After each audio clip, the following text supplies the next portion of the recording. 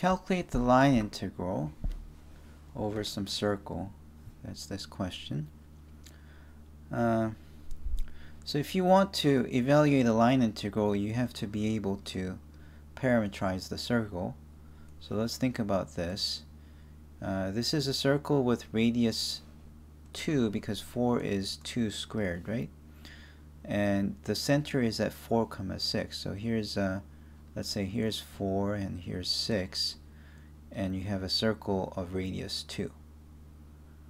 And you're orienting this counterclockwise, so you're going this way.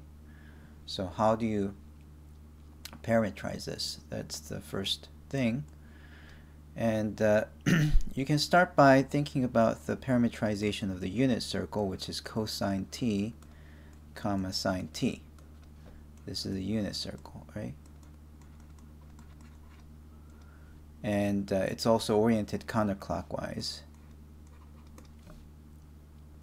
Now, to make this into a circle of radius 2, because we have a radius 2 circle, we have to multiply this circle by 2.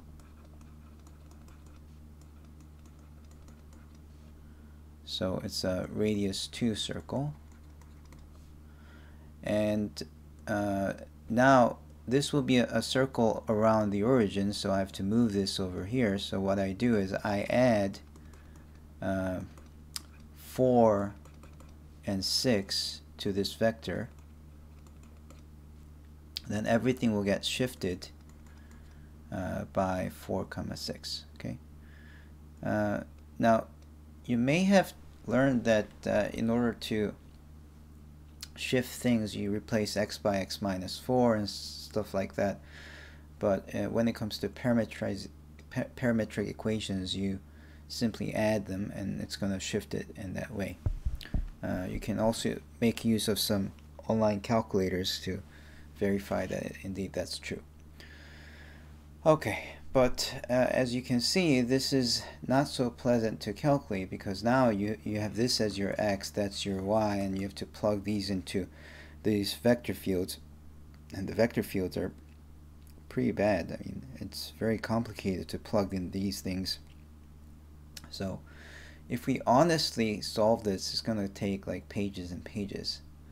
However, notice that this is a curve that is bounding a region. So if you have a region, if you have some curve and you're doing a line integral and it's going around a region, then the nice thing is, instead of using the honest integral, you can make use of the Greens Theorem, which says integral around the boundary of this vector p dx q dy. That's same thing as double integral over the region of the curl of this vector field p comma q. Okay, so this is a two-dimensional curl. Usually curl is three-dimensional, but you can think of a two-dimensional curl. If you write down the equation for two-dimensional curl, this is what you get.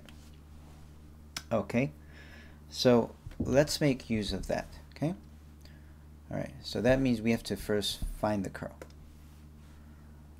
Okay, since p is 2x squared minus 2y by multiplying by the 2, and q is equal to 4y squared plus 4x, the curl of PQ would be it's this minus this, right? AD minus BC. So Q is differentiated by x,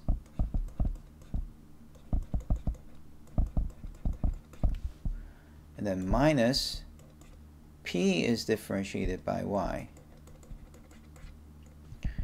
And that is same as, well, 4y squared is considered as a constant when you differentiate by x, so that's 0. 4x when you differentiate by x, that's 4. And when you differentiate 2x squared by y, that's 0, and 2y by y, you get 2, but minus minus, that's plus. So you end up with positive 6. And we are almost done because, see, the integral, the line integral around C is same thing as the double integral over the circle or the disk of this 6 dA, but that's like 6 times the integral of 1 dA, which is just the area. So this is 6 times the area, and because it's a circle of radius 2, it's pi times 2 squared, so 24 pi would be your answer. Okay? And part B asks, in general, what would happen if you went around a circle of radius r, and by now you realize that since the curl is always 6, this will always be 6 times the area, so the answer would be 6 times pi capital R squared. So the answer is 6 pi r squared for the second part.